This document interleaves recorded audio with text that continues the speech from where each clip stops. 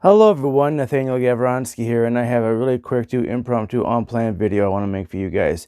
So I've been scrolling on Facebook and Instagram today and yesterday, and I noticed a really weird thing. Posts from all the candidates about events, about things they're speaking about, are one after another in the feed. I mean, there's not even anything in between them. And these posts are coming in as if the election day is tomorrow, but the election is a couple days ago. But now all these posts are coming through. I mean, and I've actually been looking for some of these posts because I was going to share them and comment on them. And before the election, none of these posts were available. You couldn't see them. You couldn't search for them. None of them were made, but they show that they were posted 3-4 days ago or a week ago. So these posts have clearly made well before the election. They were intended to inform people about events and about what the candidates had to say long before the election, but they're now only coming available to see, almost a week after the election.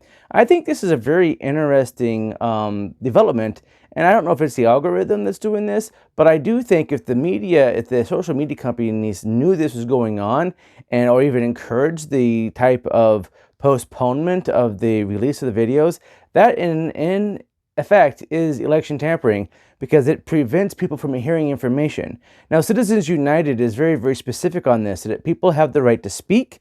They have the right to hear the information as well. This originates in drug transparency. So if you're for drug cost transparency, insurance cost transparency, Citizens United is rooted in transparency of those types of things.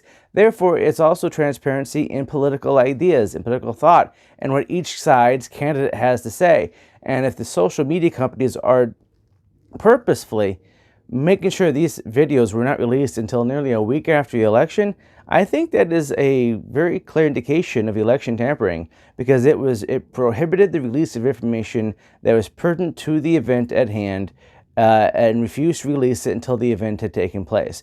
I think that is tampering. I think that is surely trying to influence the election, maybe not by releasing information, but withholding of information is the same thing as, tampering with it. If you're not allowing information out, you are withholding valid information that voters needed in order to make the decisions on who they were going to vote for. I really encourage everyone on social media, all of my people who I regularly work with and talk to about this, that we need to raise some concern with these posts. Because everyone, if you look at it now, you're going to see that these are all coming through now. If you wait much longer, you're going to wonder, well, did these just come through now, or are we just now seeing them? This is the time to start looking and to have the major media outlets like Newsmax, One American Network, Fox News, and all the conservative talk show hosts.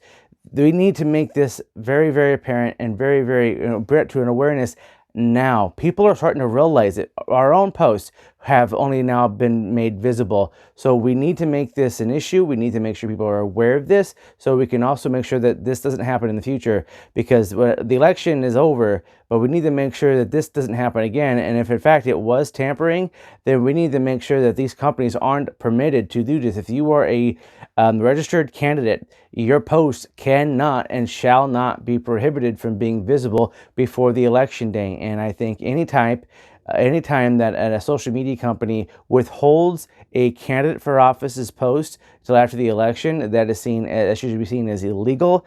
And I think that there should be a review on if this is some type of campaign contribution in kind to the opposing party, because this is huge. If they're withholding information, a lot of times people don't make up their decision on who they're going to vote for Congress till they get into the line to vote. And if they're scrolling through their social media doing some last minute research, and all those posts are withheld until the day after, that's impactful on the election. So get to it, guys. Let's see if anyone else is noticing this. I know a lot of you actually are. That's why I decided to make the video, is if I'm doing it, if people are doing it, I'm sure everyone's seeing it, just not thinking about it. So let's start raising this question, and let's bring it to everyone's attention. Thank you, everyone. This is Nathaniel Gavronsky, and I hope you're enjoying the remaining of your weekend. Have a great work week.